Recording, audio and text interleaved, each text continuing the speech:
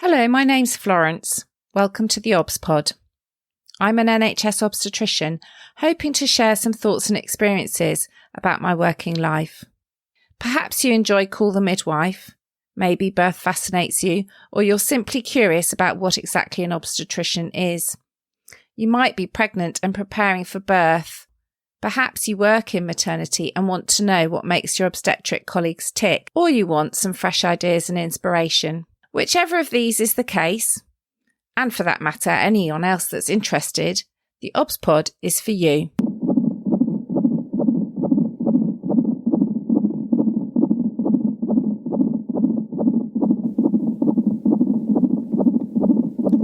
Episode 24, Language, Part 2. Today I'm going to follow on from last week's episode and discuss language and problems with language and communication in maternity care.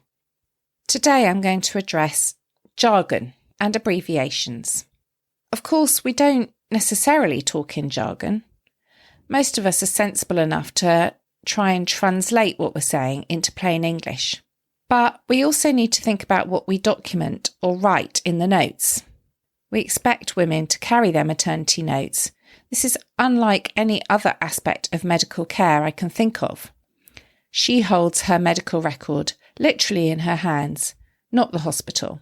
So why is most of what we write in them unintelligible to her? Let's take a straightforward antenatal check. We might write some of the following. 39 plus 4. Kef, 2/5. BP, 120/70. Urine, NAD. FHH, FMF plus.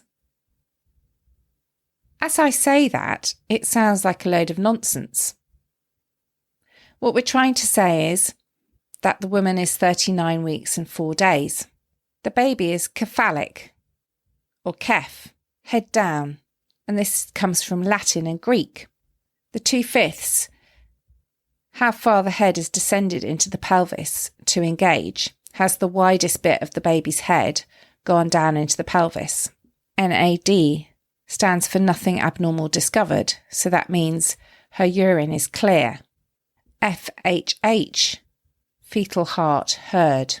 FMF plus, fetal movements felt. I hadn't really thought about what that might be like for a woman to see that in her notes until someone once said to me at a workshop, "What does FMF plus mean?" And I explained it meant fetal movements felt. And she said, "Why can't you just say baby active or active baby?"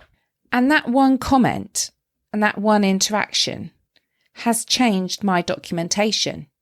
I always now write baby active if a baby is active and write a more descriptive term if the baby is not. I don't write FMF plus anymore. Abbreviations are sometimes used to save time, but actually writing baby active, that's just as quick and easy as FMF plus. Fetal heart heard, often I now document what is the rate of the fetal heart, rather than just FHH. But I do still write cephalic or kef, because that is the medical documentation about the baby being head down. And I will still write about fifths and BP, blood pressure. But as we write, we can explain to the woman what we're writing and why. And this can sometimes be a useful way of sense checking the consultation, making sure that you have correctly understood what has been agreed and that the woman definitely has understood and agreed with what you're writing. So often I will write something in the notes and then read it back to the woman to check that she agrees that that's an accurate record of our conversation. Let's take some other common abbreviations we might use. Some of our interventions, perhaps. ARM. This stands for artificial rupture of membranes, breaking the waters. So when I write in the notes that a woman is being admitted for an ARM, I could write breaking the waters, couldn't I?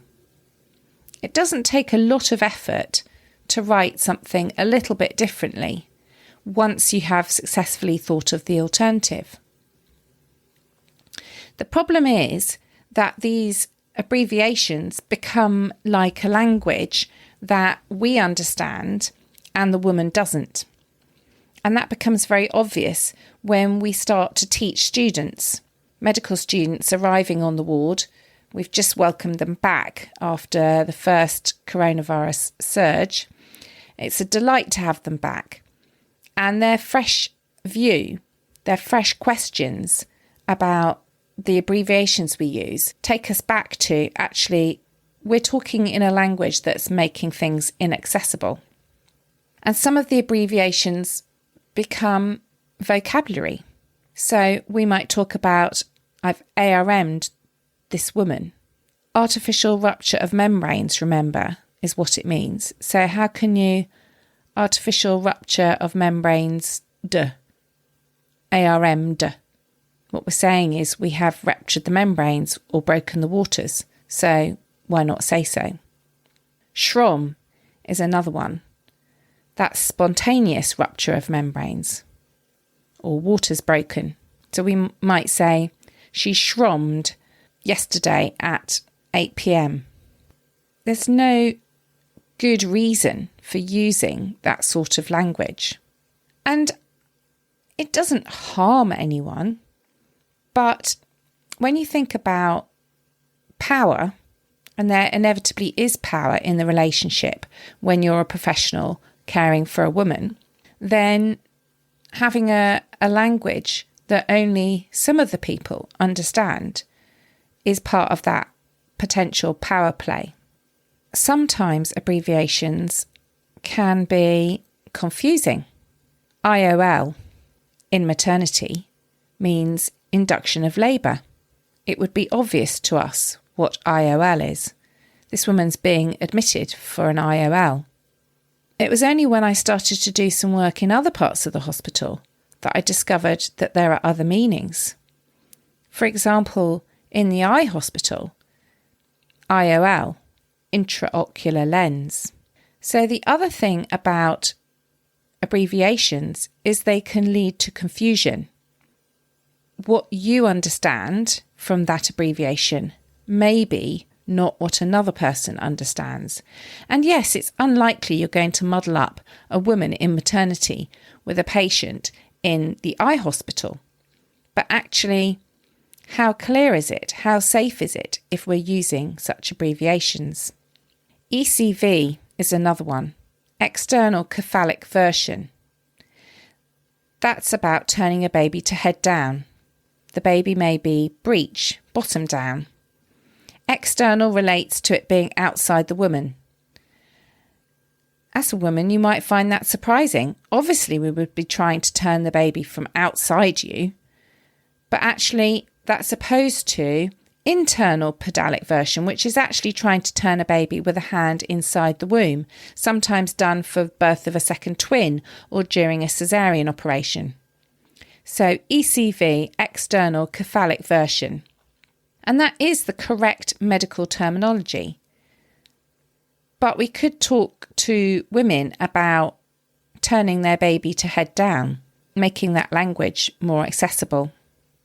Moving away from abbreviations, there are also words that we use, normal words, but what they mean in the maternity context may be different. An example of this might be engaged. If you look up engaged in the dictionary, it means pledged to be married, betrothed.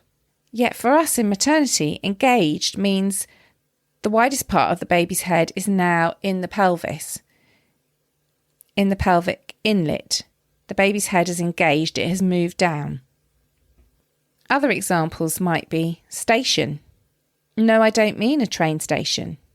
I mean the station of the head in relationship to the ischial spines, part of the pelvis.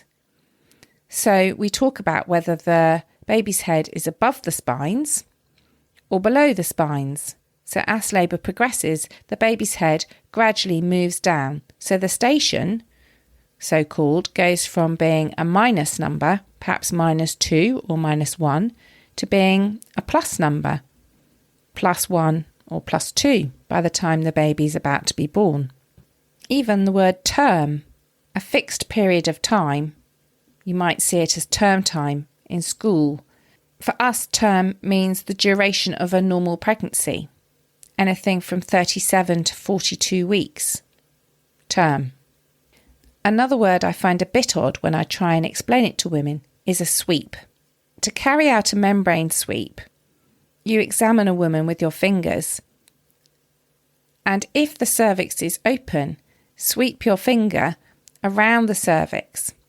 This helps release the woman's natural hormones or prostaglandins, which may make them more likely to go into labour.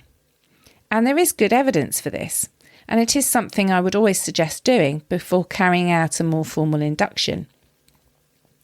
But to explain to women, would you like a sweep? Or what a sweep is, just sounds very strange. Sweep. Sweeping with a broom? What are we talking about? Moving on to some jargon, there are some words and phrases that we use that impart important clinical information, but are possibly not the best way of describing things for women. An example of this might be intrauterine growth restriction, or IUGR. This means that the baby's growth is slowing down. The growth velocity is reduced.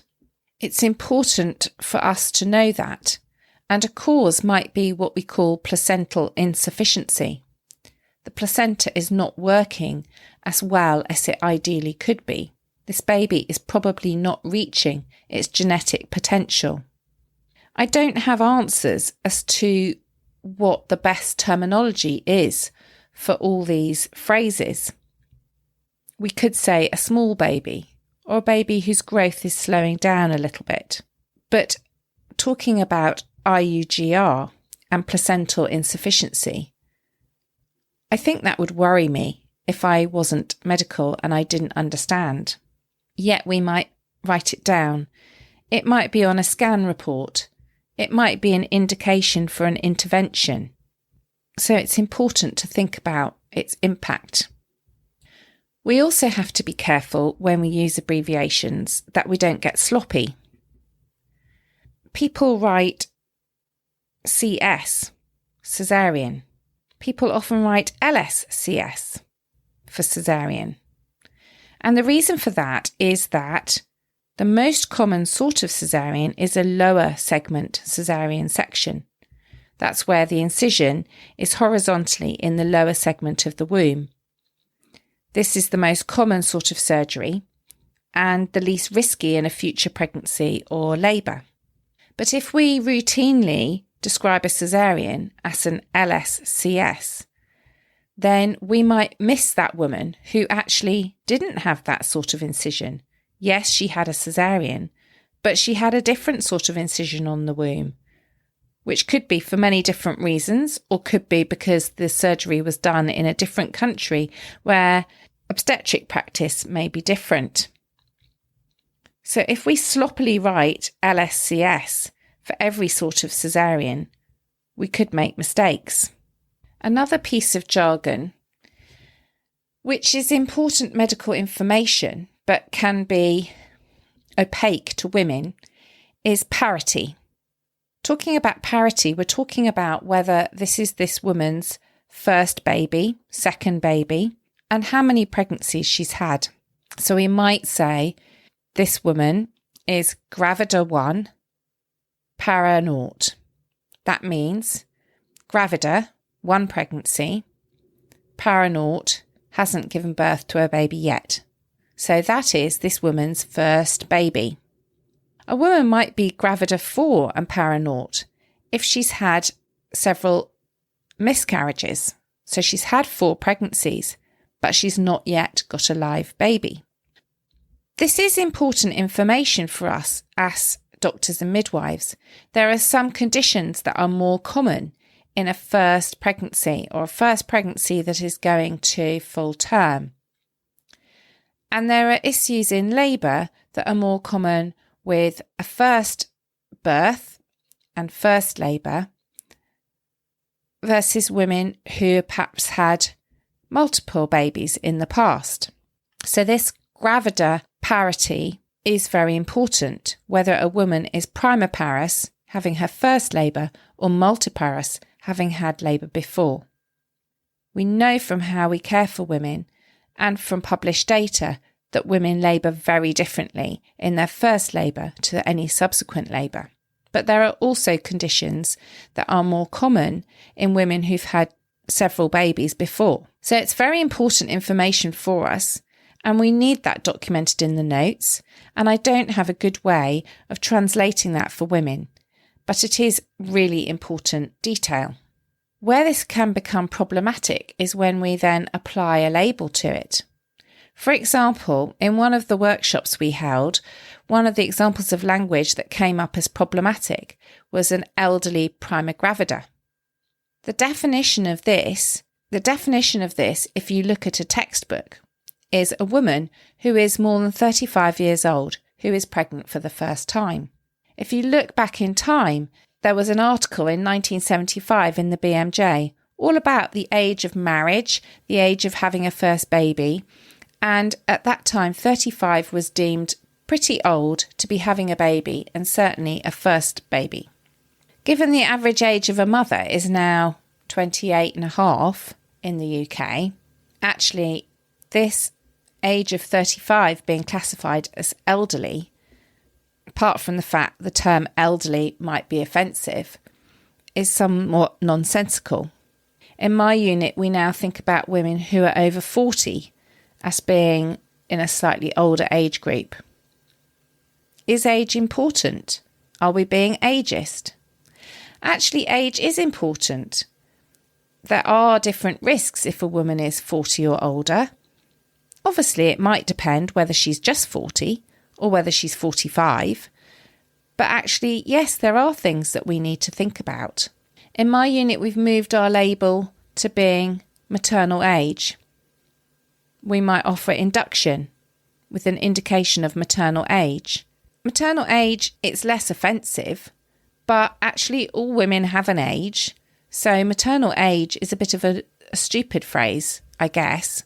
And we don't want women to feel we're judging them for their age.